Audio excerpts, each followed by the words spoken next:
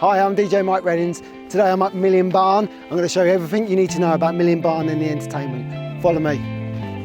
Okay, so this is the dressing room at Million Barn. And now the bridal party, we spend a lot of time here, but the other person who's going to spend quite a lot of time here is the father of the bride. Generally, the father of the bride is going to be waiting around this area here, and he's going to be waiting to see the bride for the first time, all in her dress. He'll be going inside, the photographer will be ready, the videographer will be ready, and they're going to capture that absolutely priceless moment. As you'll see, I'm going to take you inside. It's got loads of room inside, so let's have a look. Okay, so this is the dressing room inside. And as you can see, it is big. Okay, you've got loads of space, and of course you've got the nice area here for doing hair and makeup. Your photographer and the videographer is going to be here. They're going to be capturing all their moments too. You've got your outside seating area, again, more great photos. And when the bridal party's ready, they will start making their way across to see the registrar before the ceremony. So this is the honeymoon suite at Million Barn. As you can see, nice and bright, enough space. Don't forget, you have got your dressing room, so this isn't really going to be the biggest room because of that dressing room area, which is probably, you're going to be in that dressing room more than you will probably be in this room. So, but apart from that, you know, as I say, it's a very, very light room, nice four-poster bed, it's lovely. All right, so this is the oak barn. This is the first of the ceremony rooms you can use in. I'm going to show you inside. I'm going to show you where I set up when I do the ceremony music. Let's have a look. Okay, so the first thing I look after is your pre-ceremony music. So that's the music that all your guests will be listening to while we're waiting for the bride or the groom to arrive. So I'm going to be discreetly set up in this area here. I'm going to situate myself nice here, so I'm out of the way from the ceremony completely. I'll be looking after all the music and obviously waiting for that bride or groom to arrive. Over in the far corner, that's where I put one of my speakers. So that is, you know, you've got the sound coming from one direction, and everyone in the ceremony room as well can hear the background music, which is never too loud, it's just right.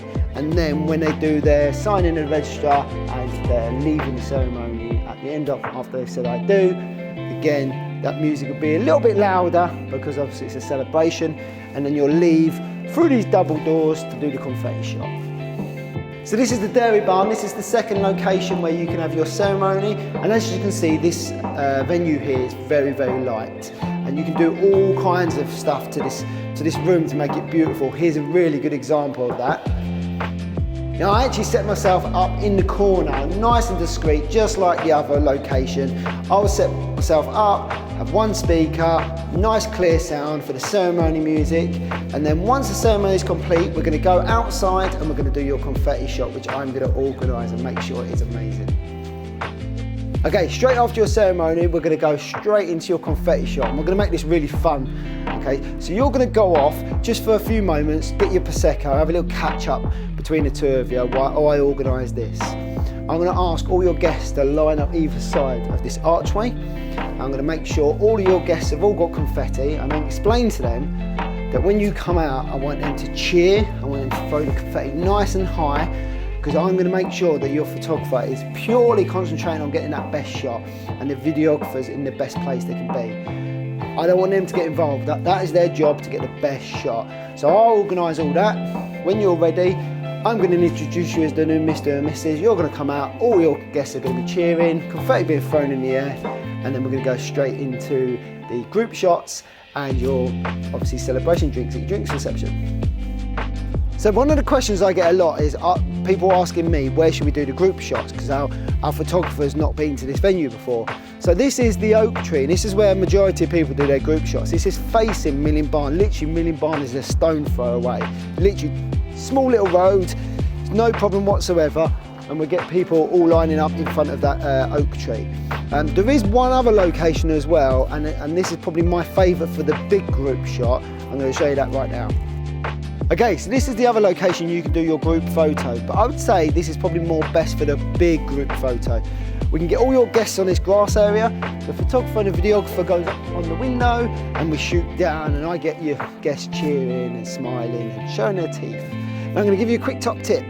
Group shots work the best straight after the confetti shot. This is before refreshments have been served to your guests. We have got all their attention at that moment. They're not being distracted by the music or the beer or the Prosecco. We're going to go straight into the group shots, and then your guests can go and relax and not being dragged off anywhere. Okay, so a little top tip for you. Okay, so this is milling barn, and this is where your wedding breakfast is going to be, plus your evening reception. So let's talk wedding breakfast. First thing you're going to do is you're going to do your grand entrance. This is your grand entrance as the newlyweds. You're going to be coming through these double doors. So when we meet, which is normally about 6 weeks before your wedding, we're going to discuss a song for you to walk into, okay? But before you walk in, I'm going to be saying to all your guests that I want them to be lively. I want them to be cheering, whistling, but most importantly, napkins in the air, wave them around, just like this example here. Then you'll take your seat at your top table, and then I will start with the advice cards, where I explain to all your guests about filling in my advice cards, what I've put on the tables, us reading them out before the speeches, and then of course the speeches. So obviously we've got the groom, we've got the father of the bride, we've got the best man speeches, and again we use 2 wireless microphones, what will rotate between each speaker, and I will introduce each person. So the wedding breakfast is going to be lively, it's going to be fun, it's not going to be dull, it's not going to be boring. We're going to make sure good music's playing in the background, we're keeping everyone entertained. So, you know, it's good food of course as well. Don't forget Milling Barn's food is incredible here. So, you know, what more can you ask for? Good entertainment, good music, good food. Anything better than that? I don't think so. Okay, so this area here is exactly where I go for the evening reception party. So I set up all my DJ gear here, all the lights, we set up the projection, we have your names projected up on the wall there. Here's a great example of how it looks.